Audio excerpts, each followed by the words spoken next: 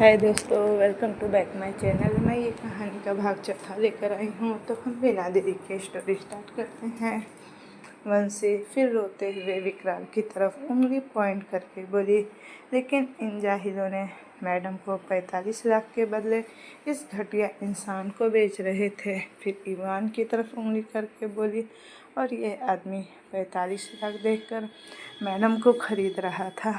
यतीश ये सुनकर तो दंग ही रह जाता है और हैरानी से राह की तरफ देखता है, जो यतीश की शर्ट को मुट्ठी में भरकर सिसक रही थी। यतीश सोच पा रहा था कि राह खुद ये काम करती है, इसीलिए तो उसने पेपर्स पर राह की साइन ली थी। वंशी फिर भर्राए गले से बोली, ये लोग तो मैडम को रोज़ मारते हैं। कल ही इन दोनों ने माँ बेटी ने मिलकर मैडम को बेड से बहुत मारा था और खाना भी नहीं दिया था। राह यतीश की बाहों में फपक पड़ती है। यतीश गुस्से से मुट्ठी भींच लेता है और उसका चेहरा काला पड़ जाता है। उसके माथे की नसें भी उभरने लगती है। आहान और आदित्य का चेहरा भी अब सख्त हो जाता है। आहान ठंडे लहजे में वंशी की तरफ देखकर कहता है, क्या कहा तुमने, एक बार और कहो। वंशी रोते हुए बोली, यही कि मिष्टी मैडम और नीता मैडम दोनों मिलकर राहा बिटिया को बेड से बहुत मारा और कल खाना भी नहीं दिया। मैडम दिन भर और रात भर भूखी रही।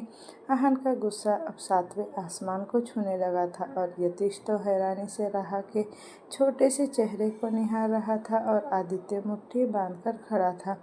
आहन दांत पीसते हुए कहा, भाभी सच सच बताना, क्या ये जो बोल रही है वो सच है? अगर सच हुआ ना तो यहाँ तबाही का तांडव होगा। राह डर से नाव में गर्दन हिलाती है।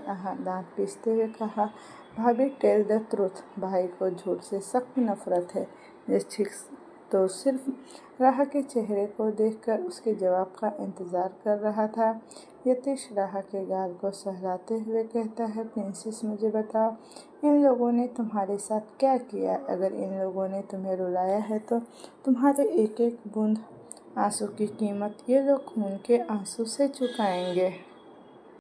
राह एक नज़र उठाकर यतीश को देखती है। यतीश राह की आंखों में देखते हुए डीप वॉइस में कहता है, ट्रस्ट मी प्रिंसेस। राह यतीश की आंखों में देखते हुए हाँ में गर्दन हिलाने लगती है। यतीश गुस्से से मुट्ठी भींच लेता है और अपनी गर्दन पर हाथ फेरने लगता है। आहन गुस्से से मिष्टी की तरफ देखता है। मिष्टी को इस वक्त 2 बॉडीगार्ड्स पकड़े हुए थे और वह पागलों की तरह चिल्लाते हुए खुद को छुड़ा रही थी। मिष्टी चिल्लाते हुए बोल रही थी कि यू ब्लडी, बस एक बार मेरा हाथ छोड़ दो, फिर मैं बताती हूँ कि ये मिष्टी क्या चीज़ है। मिष्टी इस वक्त पागलों की तरह रिएक्ट कर रही थी। आहान के चेहरे पर एक टेढ़ी मुस्कान आ गई। आहान एविल स्माइल करते हुए कहता है, आदि यू नो मेंटल हॉस्पिटल के पागलों को कैसा ट्रीटमेंट किया जाता है? आदि बोला, ऑफकोर्स भाई, इलेक्ट्रिक शॉक देकर। आपको इतना नहीं पता क्या? आहन घूरकर आदित्य को देखता है। 1 सेकंड पॉज लेने के बाद आदित्य चीखते हुए कहता है, व्हाट? आहन तिरछा मुस्कुराते हुए कहता है, yes dude, you are correct. थोड़ी ही देर में एक कुर्सी पर मिष्टी बैठी हुई थी और छटपटाते हुए अपने हाथ पैर खोलने की कोशिश कर रही थी, क्योंकि रस्सी से उसके हाथ पैर को कुर्सी पर बांध दिया गया था। मिष्टी खुद को छुड़ाते हुए चिल्लाते हुए बोली, ये तुम लोग सही नहीं कर रहे हो। मैं किसी को नहीं छोड़ूंगी। अपना भला चाहते हो तो मुझे खोलो और यहाँ से भाग जाओ। आदित्य अपने पास एक कुर्सी पर बैठा था और उसके हाथ में जूस का गिलास था। मिष्टी कब से चिल्लाए जा रही थी, जिसे आदित्य फ्रस्ट्रेट होकर बोला, अरे चुड़ैल, पहले खुद को तो छुड़ा ले, बाद में हमें पकड़ना। छोटा बच्चा हूँ, यह सब करने में थक जाता हूँ। जूस तो पीने दें, एनर्जी होगी तब तेरा इलाज करूँगा ना। मिष्टी गुस्से से बोली, अरे चुड़ैल नहीं हूँ मैं नागिन हूँ। वो नागिन जो जहरीली नागिन, जिसने अगर डस लिया तो उसका अंत होना तो निश्चित ही है। आदित्य फ्रस्ट्रेट होकर जूस के गिलास को साइड में रखता है और मिष्टी की तरफ देखते हुए कहता है, तेरी जहरीली नागिन की तो ऐसी की तैसी। रुक, आज मैं बिना बीन बजाए मैं तेरा जहर निकालता हूँ। आहान की हंसी छूट जाती है। आहान हंसते हुए कहता है, छोटू ये सब तुझसे नहीं होगा, तू वापस चला आ, इससे मैं हैंडल करता हूँ। आदित्य घूरते हुए मिष्टी को देखकर कहता है, भाई आज इस नागिन का जहर तो मैं निकाल कर ही रहूँगा। आदित्य गुस्से से एक इलेक्ट्रिक बोर्ड के पास जाता है और स्विच ऑन कर देता है। स्विच ऑन करते ही मिष्टी को बिजली का झटका लगने लगता है और वह चेयर पर बैठकर कांपने लगती है। उस चेयर से एक इलेक्ट्रिक वायर कनेक्ट किया गया था, जिस वजह से स्विच ऑन करते ही वायर से करंट सप्लाई होने लगता था। आदित्य आराम से फिर बैठ जाता है और जूस पीने लगता है। इधर करंट के झटके से मिष्टी की तो अब हालत खराब हो रही थी। उसका पूरा बदन झंझना रहा था। मिष्टी चेयर पर बैठकर जोर जोर से हिल रही थी, लेकिन खुद को छुड़ा नहीं पा रही थी। आदित्य मिष्टी को इस हालत में देखकर बोला, मेरी पालतू नागिन सपेरे को डसने की धमकी दे रही थी। आदित्य ने फिर से कहा, अब मुझे देखना, इतना एक्साइटेड होकर क्यों उछल रही हो? माना कि मैं हैंडसम हूँ, डैशिंग पर्सनालिटी का हूँ, लेकिन तू क्यों इतना फुदक रही है? आदित्य फिर अपने मुंह पर हाथ रख कर कहा, ओ तेरी की कहीं, तुझे मेरी मस्कुलर बॉडी तो नहीं पसंद आ गई? आदित्य फिर खुद की शर्ट को अच्छे से ढकते हुए कहता है, मैं तुझे अपना फर्स्ट टाइम नहीं दूंगा। मैं अपनी वर्जिनिटी अपनी बीवी के लिए संभाल कर रखी है। मिष्टी तो मुंह खोले हर बात पर सहमत होती जा रही थी। आहान अपने सर पर हाथ रखकर बोला, ये कार्टून तो कभी नहीं सुधरने वाला। यतीश राहा को अपनी गोद में लिए बैठा था और हेडरेस्ट पर सर टिकाकर कोल्ड एक्सप्रेशन के साथ मिष्टी को ही देख रहा था और राहा की उंगलियों के साथ अपनी उंगलियां उलझा कर खेल रहा था। राहा बस चुपचाप सर झुकाए उसकी गोद में बैठी थी। इधर आहान घूर कर विकराल को देखता है, जो अधमरी सी हालत में जमीन पर पड़ा हुआ था। वह कुछ कहने की कोशिश तो कर रहा था, लेकिन उसकी आवाज़ नहीं आ रही थी। आहान विकराल के पास जाकर उसकी कॉलर पकड़कर कहा, कैसा बाप है रे तू? बेटी वहाँ तड़प रही है और तू यहाँ ऐसे सो रहा है। यहाँ खराटे मार मार कर जाकर अपनी सर्वगुण संपन्न बेटी की मदद तो कर। आहान गुस्से से एक हाथ से विकराल को खड़ा करता है और मिष्टी के पास ढकेल देता है। विकराल धड़ाम से नीचे गिर जाता है और मिष्टी के पैर पकड़ लेता है। बेचारी विकराल की हालत भी वही थी जो इस वक्त मिष्टी की थी। आदित्य मुस्कुराते हुए नीता के पास जाता है और उसके जले हुए पैर को छूते हुए कहता है, आंटी नमस्ते, सत श्री अकाल, पैरी पोना। नीता इस वक्त डाइनिंग टेबल पर पड़ी हुई थी। उसके दोनों पैर पूरी तरह से जल चुके थे और वह गुस्से से आदित्य को ही देख रही थी। आदित्य ने छोटा सा मुंह बनाकर कहा, आंटी देखिए ना, आपके पति और आपकी बेटी को क्या हो गया? वो दोनों कैसे डांस कर रहे हैं? आप भी उनके ताल के साथ ताल मिलाइए ना। नीता डरते हुए बोली, बेटा मैं तेरी माँ की उम्र की हूँ ना, बेटा मुझे छोड़ दो। पहले से ही मेरे पैर जल चुके हैं, मेरी सजा तो अब पूरी हो चुकी है। आदित्य ने छोटे बच्चों की तरह जिद करते हुए बोला, नहीं आंटी, यह ठीक नहीं है। आपने मिष्टी के पिता से शादी के समय वादा किया था कि आप उनके सुख दुख में हर समय उसका साथ निभाएंगे। अब उस वादे को निभाने का समय आ गया है। आपको उनके बिजली के झटके भी अब साथ में दिए जाएंगे। आदित्य ने आहान को देखते हुए बोला, भैया आप अपने छोटे भाई की मदद तो कीजिए ना। आज इस आंटी के फर्ज को पूरा करने का समय आ गया है। हम इनकी मदद करेंगे तो हमें भी थोड़ा थोड़ा पुण्य तो ज़रूर मिल जाएगा। आहान तिरछा मुस्कुराते हुए कहा, छोटू तू दूसरे के बारे में कितना सोचता है? So helping nature, so sweet mom, तुझे देखकर प्राउड फील करेंगी। आदित्य अपना कंधा थपथपाते हुए कहा, थैंक्स भाई, आप मेरे इंस्पिरेशन जो है। आदित्य नीता के दोनों पैर को पकड़ता है और आहान नीता के दोनों हाथ को। दोनों भाई मिलकर झूला झूलाने की तरह नीता को झुलाते हुए मिष्टी के पास आते हैं और जैसे ही उसे पटकने वाले थे, आदित्य जल्दी से बोला, 1 मिनट भाई। मॉम कहती है कि कोई शुभ काम करने से पहले ईश्वर का नाम ले लेना चाहिए। दोनों भाई तिरछा मुस्कुराकर बोले, जय गंगा मैया की, और नीता को विकराल के ऊपर पटक देते हैं। अब नीता की हालत भी विकराल और मिष्टी की ही तरह हो गई थी। आदित्य नीता की बधाई लेते हुए बोला, इसे कहते हैं शादी के 7 वचनों को निभाना, पति के साथ कदम से कदम मिलाकर चलना, उसके हर सुख दुख में बिजली के झटके की तरह साथ देना। You are the great aunty. दोनों भाई एक दूसरे के कंधे पकड़कर खड़े हो जाते हैं और तिरछा मुस्कुराकर उन तीनों को डांस करते हुए देखने लगते हैं। इधर यतीश राह की उंगलियों के साथ खेल रहा था, लेकिन वह जब उसकी उंगलियों से खेलना बंद करता है, आदित्य जल्दी से जाकर बोर्ड का स्विच ऑफ कर देता है। मिष्टी मुंह खोले एक गहरी सांस लेती है कि यतीश फिर से राह की उंगलियों के साथ खेलना शुरू करता है, जिसे देखकर आदित्य फिर से स्विच ऑन कर देता है और फिर से वही बिजली के झटके का सिलसिला चालू हो जाता है। राह तो हैरानी से कभी यतीश को देख रही थी तो कभी आदित्य को। यह कैसा चक्कर था दोनों भाई के बीच। आदित्य राह की उंगलियों से खेलना बंद करता तो आदि स्विच ऑफ कर देता, और यतीश खेलना शुरू करता तो आदि स्विच ऑन कर देता। तभी यतीश की नज़र राह की हथेलियों पर जाती है, जिसे देखकर यतीश तो दंग ही रह जाता है। यतीश आंखें बड़ी बड़ी करके कहता है, ये क्या, तुम्हारे हाथों में लकीरें क्यों नहीं हैं? यतीश जल्दी से राह का दूसरा हाथ पकड़कर देखता है तो राह के दूसरे हाथों में भी कोई लकीरें नहीं थी।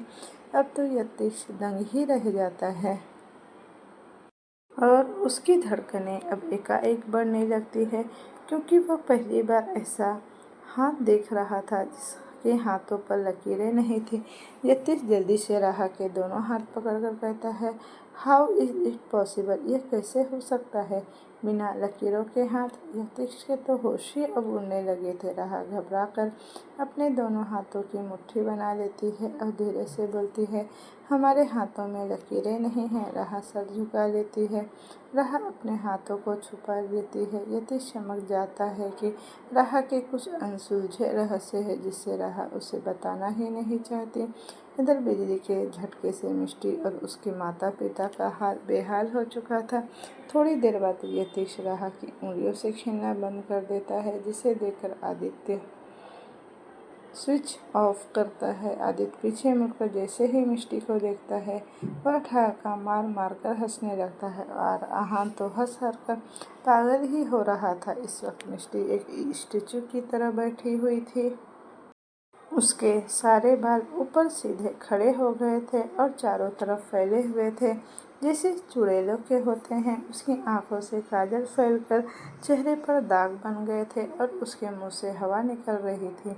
आदित्य ठहाका मारते हुए मिष्टी के पास जाता है और उसके खड़े हुए बालों को छूते हुए कहता है, दीदी दीदी, आप ठीक तो है ना? मिष्टी एक तक आगे की तरफ देखते हुए नाम में गर्दन हिलाती है। उसे ऐसा महसूस हो रहा था जैसे उसका बदन अब भी झंझना रहा हो। आहान जोर जोर से हंसते हुए कहता है, ये मीठी मैडम तो जलकर काले अंगूर बन गई। आदित्य मिष्टी का और मजाक उड़ाते हुए मिष्टी के खड़े हुए बालों को छूते हुए कहा, दीदी ये आपका नया हेयर स्टाइल क्या है? क्या ये मार्केट में ट्रेंड में है?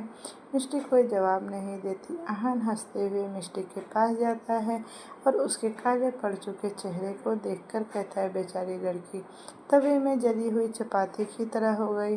दोनों भाई हंसते हुए एक दूसरे को हाई फाई देते हैं। तभी आदित्य की नज़र मिष्टी की उंगलियों पर जाती है। आदित्य और जोर से हंसते हुए कहता है, भाई सब तो ठीक है, लेकिन ये 3 पिन का क्या करें? आहान मिष्टी की उंगलियों को देखता है, जो इस वक्त इलेक्ट्रिक शॉक के कारण आधे टेढ़े हो गए थे। आहान पेट पकड़कर हंसने लगता है। आहान हंस हंस कर लोटपोट होते हुए नीता के पास जाता है। नीता की हालत भी इस वक्त मिष्टी के ही जैसी थी। आहान ने नीता को देखते हुए कहा, अरे आंटी, जाकर देखिए ना, आपकी मीठी मटर कैसे जलकर भिंडी करारी हो गई। आहान विकराल की तरफ देखता है। विकराल के बाल इस वक्त ऊपर खड़े खड़े हो गए थे और उसके सर से भी धुआं निकल रहा था। आहान ने विकराल के बाल को छूते हुए कहा, अंकल, आपके हेयर स्टाइल तो कोहली से मैच कर रहे हैं, लेकिन इस हेयर स्टाइल में कोहली गार्डन चार्म लगते हैं और आप जैक फ्रूट लग रहे हो। आहान और आदित्य जमकर उन तीनों का मजाक उड़ा रहे थे और इधर राहा डर से सर झुकाकर यतीश की गोद में ही बैठी हुई थी। यतीश राहा की चेहरे की टुड्डी पकड़कर उसका चेहरा ऊपर करता है और मिष्टी की तरफ कर देता है। आहान ने हंसते हुए कहा, भाभी, आप अपनी बहन के इन नए लुक्स की नज़र नहीं उतारेंगी? आदित्य मिष्टी को देखते हुए कहा, भाई, नज़र उतारने की ज़रूरत नहीं, इसकी नज़र तो पहले ही उतर चुकी है। बॉडी पर काला टीका लगाने की और कहाँ जगह बची है, क्योंकि मिष्टी सर से पैर तक काली पड़ चुकी थी। मिष्टी को देखकर तो एक पल के लिए राहा की भी हंसी छूट जाती है, लेकिन वह बस सर झुकाकर हंस देती है। आदित्य बोला, भाभी, इंडिया में मुस्कुराने का टैक्स नहीं लगता। राहा की स्माइल अब और बड़ी हो जाती है। आदित्य मिष्टी के सामने जाकर खड़ा हो जाता है और हाथ क्रॉस करके कहता है, तो बालिके, आपके आज का नया सीखने को मिला। मिष्टी ने आगे की तरफ देखते हुए बस इतना बोला, जैसी करनी वैसी भरनी, जो बीज बोएगा वही फल पाएगा। मिष्टी के ये बोलते वक्त उसके मुंह से धुआं निकल रहा था। आदित्य ने उस धुएं को साफ करते हुए कहा, दीदी, आपको एसिडिटी हो गई है। मिष्टी बोली, ये एसिडिटी? तभी आहान की नज़र ईवान पड़ जाती है। ईवान इस वक्त फर्श पर घुटने के बल बैठा था और उसके सिर पर बंदूक तनी हुई थी। वह अपनी जलती हुई आंखों से यतीश को ही देख रहा था। आहान गुस्से से मुट्ठी भींचकर ईवान के पास जाता है और उसके जबड़े पकड़कर कहता है, नज़रें नीचे कर। मेरे भाई को कोई आंखें दिखाता है तो मैं उसकी आंखें ही निकाल देता हूँ। आहान फिर ईवान के सर को जबरदस्ती नीचे की तरफ दबाते हुए कहता है, मेरे भाई के सामने नज़र और शेर हमेशा ज़मीन की तरफ ही होना चाहिए। ईवान गुस्से से एक पंच आहान को मारता है, लेकिन वह पंच आहान के मुंह पर लगता उससे पहले ही आहान साइड हो जाता है, जिससे ईवान का हाथ सिर्फ हवा में ही रह जाता है। आहान ईवान की तरफ आंख मारकर टेढ़ा मुस्कुराते हुए कहता है, nice nice try darling, but as it felt. Ivan गुस्से से मुट्ठी भींच लेता है। आहान यतीश की तरफ देखते हुए कहता है, भाई, इसका क्या करना है? इसे बेसमेंट में फेंक देते हैं। यतीश दर्द भरी आवाज़ में कहता है, इसकी मौत मेरी प्रिंसेस के हाथों होगी। ईवान गुस्से से यतीश की तरफ देखकर कहा, खुद को किसी महल का महाराजा समझता है? ये मेरी औरत है, मैंने इसे खरीदा, तू क्यों बीच में टांग अड़ा रहा है? आहान गुस्से से ईवान के बालों को मुट्ठी में भरकर दांत पूछते हुए कहा, आज तेरे बाप का माल है ना? छू कर तो दिखा, आज हाथ तोड़कर दूसरे हाथ में ना थमा दूँ। आहान गुस्से से ईवान को यतीश की तरफ धकेल देता है, जिससे ईवान सीधा जाकर यतीश के पैरों पर गिरता है। ईवान को अपने करीब देखकर राहा कांपती हुई यतीश की बाहों में और सिकुड़ जाती है और वो जोर से यतीश को पकड़ लेती है, जिसे देखकर यतीश गुस्से से ईवान के चेहरे के ऊपर अपने पैरों को रखते हुए सख्त आवाज़ में कहता है, तेरी मौत तो मेरी प्रिंसेस के हाथों ही लिखी है। वैसे भी मेरी प्रिंसेस के हाथों से मरना किसी हसीन ख्वाब की तरह है। यतीश राहा को देखते हुए कहता है, प्रिंसेस, तुम्हें गन चलाना आता है? राहा डरते हुए नामी गर्दन हिला देती है। यतीश तिरछा मुस्कुराते हुए कहता है, all right, let me teach you how to shoot you again. थोड़ी देर बाद ईवान राहा और यतीश से थोड़ा दूर घुटने के बल बैठा हुआ था। उसके दोनों हाथ पीछे की तरफ मूंदे हुए थे और वह डरते हुए यतीश की तरफ देख रहा था। यतीश राक्षस की तरह हंसते हुए कहा, उफ, मेरे लिए इन आंखों में खौफ देखकर बता नहीं सकता कि मेरे दिल को कितना सुकून मिल रहा है। यतीश फिर राहा की तरफ देखकर कहा, लुक, रूल इज सिंपल, मेरी प्रिंसेस को गन चलाना नहीं आता। फिर बगल में रखी हुई अपनी गन निकाल कर कहा, और इस गन में 6 गोलियां हैं। मेरी प्रिंसेस तुझे निशाना बनाएगी। अगर निशाना चूक गया तो समझ ले तेरी मौत भी चूक गई, वरना तेरे अपॉइंटमेंट तेरे परदादा के दादा और पापा की दादी के साथ तो फिक्स है।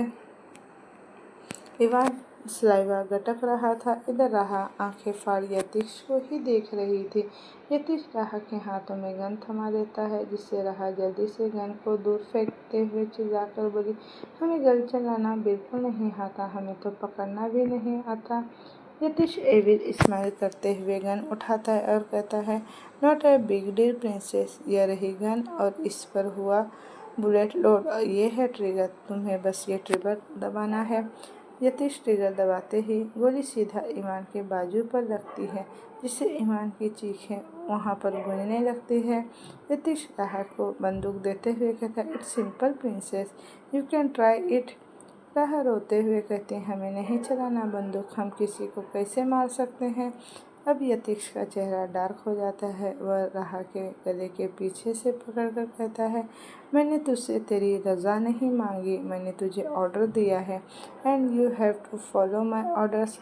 राहा रोते हुए यतीश को देखती है और कांपते हुए दोनों हाथों से गन उठा लेती है। तो यतीश डेविल स्माइल करते हुए कहता है, शूट हिम। राहा जोर से आंखें बंद करके सर झुका लेती है और कांपते हुए शूट कर देती है, लेकिन यह क्या, उसका पहला वार तो चूक जाता है। इवान और राहा दोनों चैन की सांस लेते हैं। यतीश राहा के कान में कहता है, अरे प्रिंसेस, डोंट डिसअपॉइंट, तेरे पास और 4 ऑप्शन। राहा हैरानी से यतीश को देखती है। यतीश फिर कहता है, अगर इन 4 में से एक भी गोली उस पर नहीं लगी तो ये गोली शायद तेरी वंशी आंटी पर लग सकती है। राहा रोते हुए इवान पर कॉन्सनट्रेट के साथ गन पॉइंट करती है, लेकिन इस बार भी निशाना चूक जाता है। राहा रोते हुए बोली, हमसे नहीं होगा ये सब।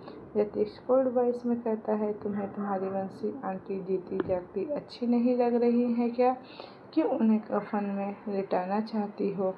इस बार राहा फोकस के साथ इवान की तरफ गोली चलाती है, लेकिन गोली इवान के नज़दीक से होकर गुजर जाती है। यतीश आवाज़ में कहता है, ओह, अब मुझे समझ में आ गया, तुम इवान को बचाना चाहती हो, और right, after all he is your bed partner. राहा जोर से आंखें बंद कर लेती है और उसकी आंखों से आंसू लुढ़क आते हैं। अब बंदूक पर सिर्फ 2 गोलियां बची थी। राहा एक गहरी सांस लेती है और फिर से ईमान पर गोली तान देती है। आहा आदित्य को देखकर कहता है, छोटू, तू उधर से खिसक ले, वरना भाभी की गोली जिस जिस एंगल से जा रही है वो इस ईमान पर न रखकर तेरी खोपड़ी न उड़ा दे। आदित्य जल्दी से वहां से दूर जाते हुए कहता है, इतना डर तो भाई के गोली चलाते वक्त नहीं लगता जितना भाभी की गोली से डर लग रहा है। इधर अब तक राहा के निशाने भी चूक गए थे। यतीश गुस्से से कहा, now I am damn sure, तुम इवान को तो मारना ही नहीं चाहती। राहा सिसकते हुए बंदूक को देखती है, जिस पर अब सिर्फ एक ही गोली बची थी। राहा का मन कर रहा था कि वो गोली से खुद की ही जान ले ले। यतीश ने खौफनाक तरीके से मुस्कुराते हुए कहा, अगर ये आखिरी गोली भी चूक गई तो तेरी वंशी आंटी की जान चली जाएगी। राहा इस बार गन तो पॉइंट कर लेती है, लेकिन शूट करने की हिम्मत उसमें नहीं थी, क्योंकि 4 बार उसका निशाना जो चूक चुका था। इस बार वंशी आंटी की जान को खतरे में वो नहीं डाल सकती थी। राहा एक गहरी सांस लेते हुए यतीश का हाथ पकड़ती है और अपने हाथों के ऊपर रखकर ईमान की तरफ गन पॉइंट करती है। राहा धीरे से बोली, इस बार नहीं चूकेंगे। यतीश के चेहरे पर एक बड़ी सी मुस्कुराहट आ जाती है। आखिर वह कब से तो यही चाह रहा था। ईमान हैरानी से चिल्लाते हुए कहता है, ये चीटिंग है। यतीश टेढ़ा मुस्कुराकर आंख मारते हुए कहता है, sweet darling, everything is fair in love and war. तभी एक गन शॉट की आवाज़ आती है और गोली जाकर सीधा ईमान के माथे के बीचों बीच लगती है। ईमान धड़ाम से नीचे गिर जाता है। इधर राहा डरते हुए यतीश से लिपट जाती है और उसकी गर्दन में अपनी दोनों बाहें लपेट देती है। तो इधर जैसे ही राहा यतीश से लिपटती है तो राहा को अपनी बाहों में भरकर यतीश के दिल को भी ठंडक मिल रही थी। राहा के सर को सहलाते हुए यतीश सॉफ्ट वॉइस में कहा, प्रिंसेस डोंट स्केयर, आगे चलकर मेरे साथ रहकर ये सब चीज़ों की तुम्हें अब आदत हो जाएगी। राहा आंखें कसकर बंद करके जोर से यतीश के गर्दन को होड़ करके रखी थी। उसके होठ अब थर-थर काँप रहे थे। उसने पहली बार अपने हाथों से किसी का मर्डर किया था। उसने पहली बार पिस्टल भी पकड़ी थी। इधर आदित्य मुँह फाड़े उन दोनों को ही देखते हुए कहता है, भाभी इतनी डरपोक है। एक पिस्टल को खिलौनों की तरह खेलता है और दूसरा का पिस्टल देखकर ही पसीना छूट रहा है। आहान घूर कर आदित्य को देखता है और उसकी तरफ गन फेंकते हुए कहा, भाभी को ऐसे बोल रहा है जैसे तुझमें 100 मर्डर करने की हिम्मत है, लेकिन एक चींटी को मारने तक की हिम्मत नहीं। आदित्य चीखते हुए गन पकड़कर आहान की तरफ फेंकते हुए कहा, अरे भाई, आप मुझे हार्ट अटैक क्यों दिलवाना चाहते हैं? आहान घुरकर आदित्य को देखते हुए बोला, गन छूने की हिम्मत नहीं है, बड़ा आया भाभी को डरपोक कहने वाला। आदित्य पप्पी फेस बना कर कहा। आहान फिर से बोला, तेरी उम्र में मैं 3 मर्डर पहले ही कर चुका था और अब तक का तो हिसाब ही नहीं है कितने को मैंने ऊपर पहुंचाया है। मर्द होकर पिस्टल से डर रहा है और भाभी तो बस 17 साल की एक बच्ची है। आदित्य बुदबुदाते हुए बोला, भाभी के चमचे। आहान घूरकर आदित्य के सिर पर टपरी मारता है। इधर राहा के डर कम नहीं ही हो रहे थे। यतीश उसे अपनी गोद में उठाकर बाहर की तरफ ले जाता है। उसके पीछे पीछे आहान और आदित्य भी आने लगते हैं। आहान ने आदित्य के कान में कहा, भाई भाभी को इतनी देर से अपनी गोद में क्यों चिपका कर रखे हैं? नीचे क्यों नहीं उतार देते? कम से कम भाभी खुली हवा में सांस तो ले पाती। आहान गुस्से से आदित्य को देखते हुए कहा, छोटू भैया, भाभी के अलावा भी इस दुनिया में बहुत सी चीज़ें हैं। अपनी नज़र भाभी से हटाकर सही जगह लगा, वरना भाई तुझे ही इस दुनिया से हटा देंगे। आदित्य चारों तरफ देखते हुए कहा, भाई ये वादियाँ, पेड़, तितलियाँ कितनी खूबसूरत है ना? आहान गुस्से से आदित्य को देखता है तो आदित्य पप्पी फेस बनाकर कहा, भाई आपने ही तो कहा था ना भाभी भैया से नज़र हटाकर दुनिया में देख, तो मैं वही कर रहा हूँ। आहान चिढ़ते हुए बोला, छोटू तुझे कुछ भी करने की ज़रूरत नहीं, तू बस चुपचाप रह ले, ये ही मेरे लिए बहुत बड़ी बात होगी। आदित्य ने होश सिकोड़ते हुए कहा, ओ राहा, जो उन दोनों की बात सुन रही थी, सिर झुकाकर बोली, हमें नीचे उतार दीजिए ना, हम खुद चल सकते हैं। थोड़ी देर बाद यतीश, आहान, आदित्य और राहा चारों कार में बैठे हुए थे। यतीश कूल एक्सप्रेशन के साथ कार चला रहा था। राहा सर झुकाए बैठी थी। बैक सीट पर आहान मोबाइल में कुछ कर रहा था और आदित्य तो अपनी नई भाभी को आंख फाड़े देख रहा था। कार में इस वक्त सन्नाटा पसरा हुआ था। आदित्य ठहाका मारकर हंसने लगता है और उसके पास जो आहान बैठा था वो भी ठहाका मार मार कर हंसने लगता है। आदित्य जोर जोर से हंसते हुए कहता है, भाई मैं उस जली हुई चपाती का चेहरा भूल ही नहीं पा रहा। आहान भी हंसते हुए कहा, उसके बाल देखो कैसे ऊपर की तरफ खड़े खड़े हो गए थे ना, और सर से तो धुआं भी निकल रहा था। उसकी उंगलियां तो कैसे 3 पिन जैसे हो गए थे। आदित्य हंस हंस कर लोटपोट होते हुए कहा, वो दोनों ठहाका मार मार कर एक दूसरे से हाई फाइव कर रहे थे।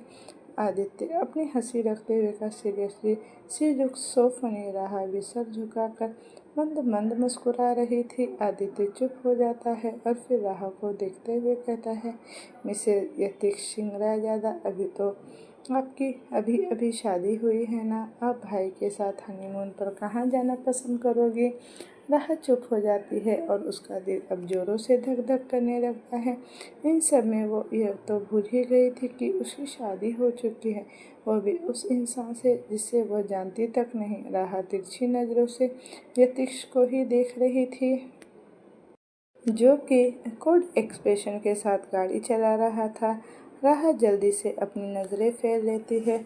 आदित्य फिर से कहता है, भाभी स्विट्ज़रलैंड, कनाडा, ऑस्ट्रेलिया, यूएसए, आप कहाँ जाना पसंद करोगे? मेरे भाई आपको हनीमून पर वहीं लेकर जाएंगे, आप सब बस हुक्म फरमाइए। इधर राह के दोनों गाल अब लाल हो रहे थे।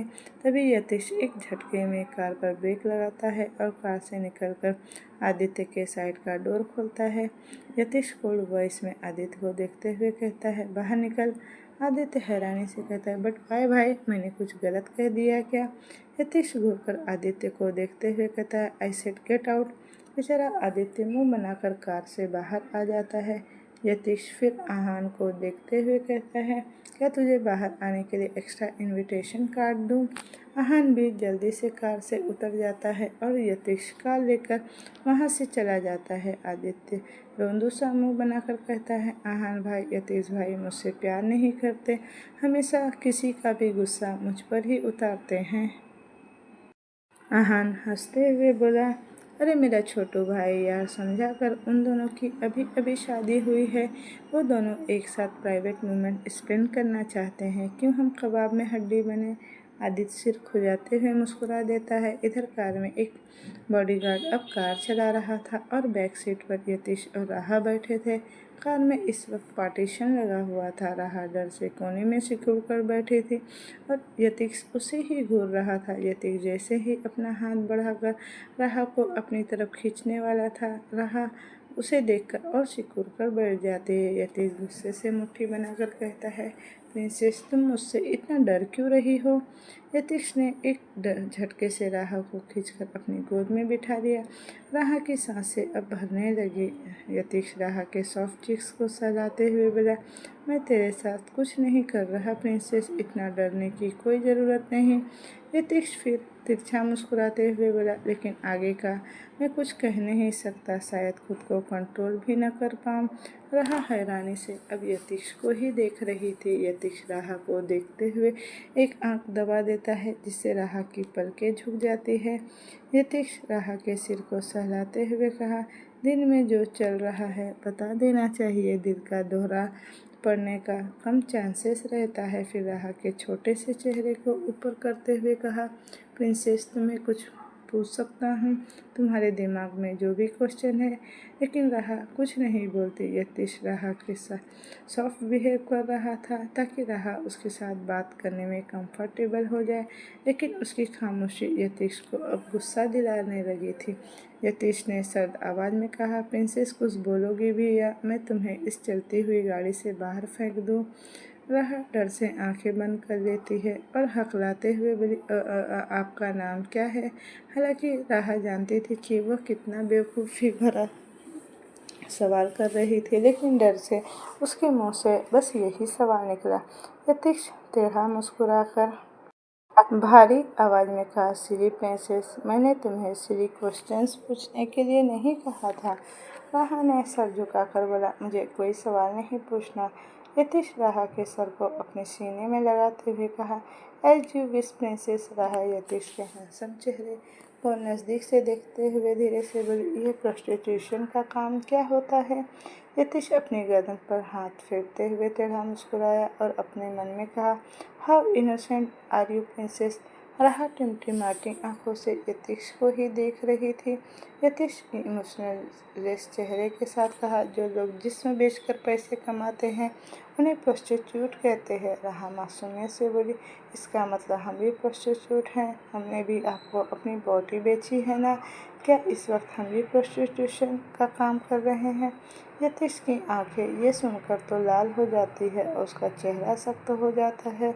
वह गुस्से से राहा के चेहरे को एक हाथ से पकड़कर दांत पीसते हुए कहता है, प्रिंसेस, हमारी शादी हो चुकी है, कोई धंधा नहीं करवा रहा मैं तुमसे। यतीश गुस्से से दूसरे हाथ से राहा की कमर पर अपनी पकड़ कस रहा था। राहा को ऐसा लग रहा था कि उसकी कमर अब टूट ही जाएगी। राहा दर्द से चिल्ला उठती है। यतीश जल्दी से राहा के चेहरे और कमर दोनों को छोड़ देता है और खुद की मुट्ठी भींचकर एक गहरी सांस भरने लगता है, जैसे अपने गुस्से को कंट्रोल करने की कोशिश कर रहा हो। राहा सर झुकाकर सिसक रही थी। यतीश आंखें बंद करके कहता है, प्रिंसेस, मुझे तुम्हारे जख्म देखने हैं। राहा ने हैरानी भरी आंखों से उसे रोते हुए अपना गर्दन नामे हिलाने लगती है। यतीश राहा की आंखों में देखते हुए कहता है, कुछ नहीं करूँगा प्रिंसेस, मुझे सिर्फ देखना है कि तुम्हें चोट कितनी आई है। राहा फिर से रोते हुए नामी सिर हिलाने लगती है। यतीश घूरकर राहा को देखते हुए कहता है, अब मुझे गुस्सा मत दिलाओ प्रिंसेस, गुस्से में कहीं मैं तुम्हें हर्ट न कर दूं। राहा सिर झुका लेती है। यतीश राहा को संभाल कर लेदर सीट पर मुंह के बल लिटा देता है। राह जोर से सीट को मुट्ठी में भर लेती है। यतीश राह के लंबे बाल जो उसकी पीठ और कमर को ढक रहे थे उसे हटाकर आगे की तरफ कर देता है और उसकी कमर से साड़ी थोड़ा ऊपर कर देता है, जिससे राह की गोरी चिट्टी कमर यतीश के सामने दिखाई देने लगती है। राह मुंह दबाकर सिसक रही थी। उसके रोने की वजह से उसका जख्म नहीं था, बल्कि यतीश जिस तरह से उसे छू रहा था, राह को वो बिल्कुल पसंद नहीं आ रहा था। इधर राह पर आए हुए चोट को देखकर यतीश दंग रह गया था। यतीश राह के जख्म को 2 उंगलियों से चोट कर रहा था, जिससे राह कराह उठती। यतीश राह के जख्म को एकटक देखते हुए कहा, प्रिंसेस, तुम्हारी बॉडी पर तो बहुत सारे जख्म हैं। You need proper treatment. तुम्हें इलाज की सख्त ज़रूरत है। राह रोते हुए जल्दी से साड़ी से अपनी कमर को ढकते हुए कहा, हमें नहीं चाहिए कोई इलाज। यतीश गुस्से से राह का हाथ पकड़कर ऊपर करके सीट पर ब्लॉक कर देता है और कोल्ड वॉइस में कहता है, शट अप प्रिंसेस। यह बहुत गहरा जख्म है। इलाज न किया जाए तो इन्फेक्शन हो सकता है। यतीश फिर से राह की कमर से साड़ी खिसका देता है और उस पर आई हुई चोट को देखकर कहता है, प्रिंसेस, यह सिर्फ पल के मारने की चोट है या उससे पहले भी मारने की? राह सिसकते हुए बोली, ये जख्म हमेशा के हैं। ये कभी हमारे बदन से जाते ही नहीं। एक के ऊपर एक नया जख्म हमें मिलता ही रहता है। यतीश गुस्से से दांत पीसने लगा। उसका मन कर रहा था कि वह फिर से वापस जाकर विकराल और उसके परिवार की जमकर कुटाई करे। यतीश सॉफ्ट टोन में कहता है, प्रिंसेस, तूने इसका ट्रीटमेंट करवाया? राह भर्राई गले से अपने मन में बोली, कौन करवाएगा हमारा ट्रीटमेंट? चाचा चाची तो खुद ही मारते हैं।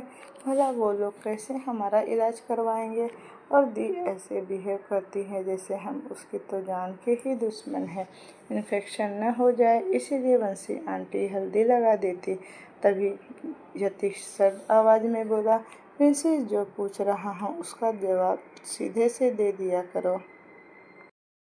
राह जल्दी से होश में आ जाती है और नामे गर्दन हिला देती है। यतीश राह को उठाकर संभाल कर अपनी गोद में बिठाता है और कहता है, प्रिंसेस, फ्रंट साइड बॉडी पर भी चोट आई है। राह हाँ में भी सर हिलाती है। यतीश सॉफ्ट टोन में कहता है, दिखाओ मुझे। राह बड़ी बड़ी आंखें करके यतीश को ही देखने लगती है। यतीश हाथ बढ़ाकर राह के कंधे से साड़ी का पिन खोल देता है।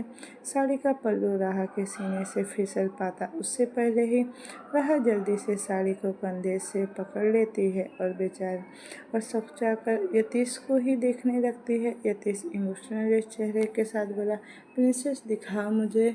यतीश राह का हाथ कंधे से जैसे ही हटाता है, राह यतीश के सीने से चिपक जाती है। राह भर्राई गले से बोली, हमसे नहीं होगा। हम आपको अपना जख्म नहीं दिखा पाएंगे। यतीश समझ जाता है कि राह उसे अपना जख्म दिखाने में हिचकिचा रही है। आखिर राह एक अजनबी पर कैसे ही भरोसा कर लेती इतनी जल्दी, और वो अपने बदन से कपड़ा हटाकर अपने बदन को उसके सामने रख देती। यतीश एक गहरी सांस लेकर राह को अच्छे से उसकी साड़ी से लपेट देता है और उसके सर को सहलाते हुए कहता है, प्रिंसेस, इट्स ओके। अगर तुम्हें अपना जख्म मुझे नहीं दिखाना है तो और उसे दिखाने में तुम्हें हिचकिचाहट हो रही है तो तुम डॉक्टर को तो दिखा सकती हो ना। राह यतीश के शर्ट को मुट्ठी में भरकर हाँ में गर्दन हिला देती है। यतीश पॉकेट से मोबाइल निकालकर किसी को मैसेज करता है। थोड़ी देर बाद यतीश की कार एक बड़े से फार्म हाउस के सामने रुकती है। राह टुकुर टुकुर बाहर देख रही थी। तभी एक वॉचमैन आकर कार का दरवाज़ा खोलकर सर झुकाकर साइड में खड़ा हो जाता है। यतीश राह के कपड़े ठीक कर उसे गोद में उठाकर बाहर आता है। राह इस वक्त एक बिल्ली के बच्चे की तरह यतीश से चिपकी हुई थी और टिमटिमाती आंखों से चारों तरफ देख रही थी। वो वॉचमैन जैसे ही राह को देखता है तो बस देखता ही रह जाता है। तभी यतीश की कोल्ड आवाज़ सुनाई देती है। यतीश घूरकर वॉचमैन को देखते हुए कोल्ड आवाज़ में कहा, अगर आज से तुम्हें तुम्हारी बीवी के साथ टाइम स्पेंड करने के लिए बहुत टाइम मिलेगा।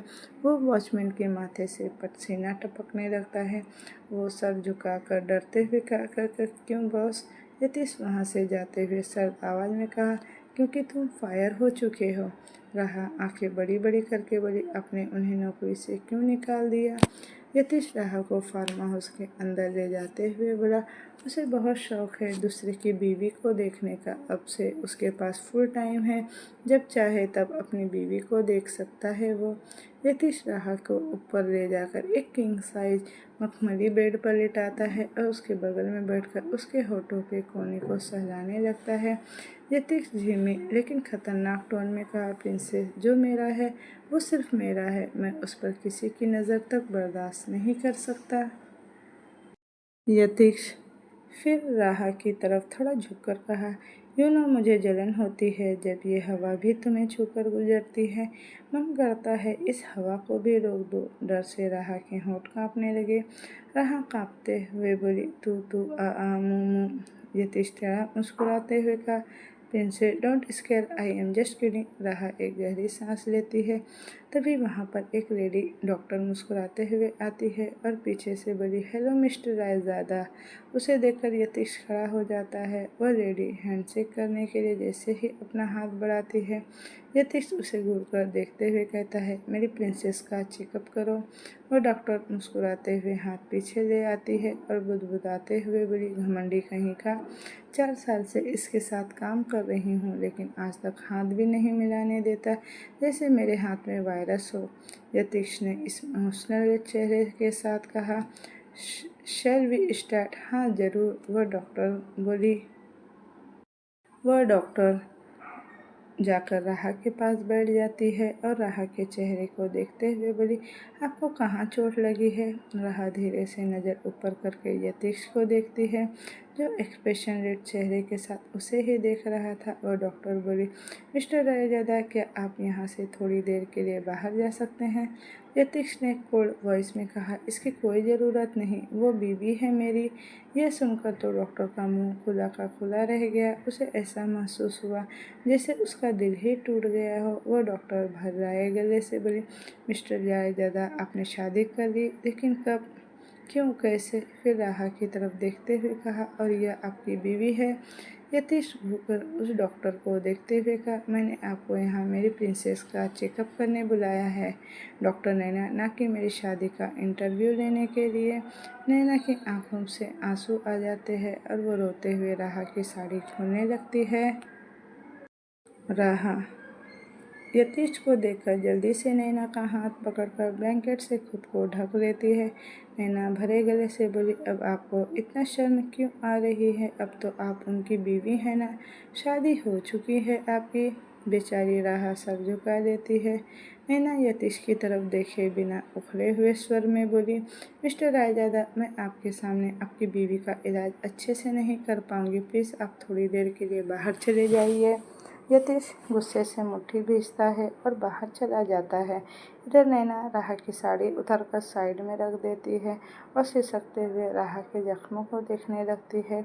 राहा उससे बोलती है, डॉक्टर, आप रो क्यों रही है? नैना और ज़ोर से रोते हुए बोली, न रोऊँ न तो क्या खुशी से उछल उछल कर डांस करूँ? जब से डॉक्टर बनी हूँ मिस्टर रायजादा के अंडर ही काम कर रही हूँ। मुझे फ़ॉरेन से कितने ही जॉब के ऑफ़र आए, लेकिन मिस्टर रायजादा के पास रहने के लिए मैंने सब कुछ ठुकरा दिया। नैना अब फफक कर रोते हुए बोली, फिर मुझे अचानक से पता चला कि मिस्टर रायजादा की शादी हो चुकी है। नैना फिर रोते हुए बोली, अरे वो भी आप जैसी एक बच्ची के साथ, और मैं बच्चों के ऊपर अपना गुस्सा नहीं करती। आप तो 17 साल की बच्ची लग रही है और मैं एक बच्ची के साथ दुश्मनी भी नहीं रख सकती। राहा सर झुकाकर बोली, जी हम सच में 17 साल के ही हैं। नैना की आंखें अब उसे देखकर और हैरानी से बड़ी हो जाती है। वह हैरानी से बोली, क्या क्या क्या आप 17 साल और मिस्टर रायजादा 27 साल?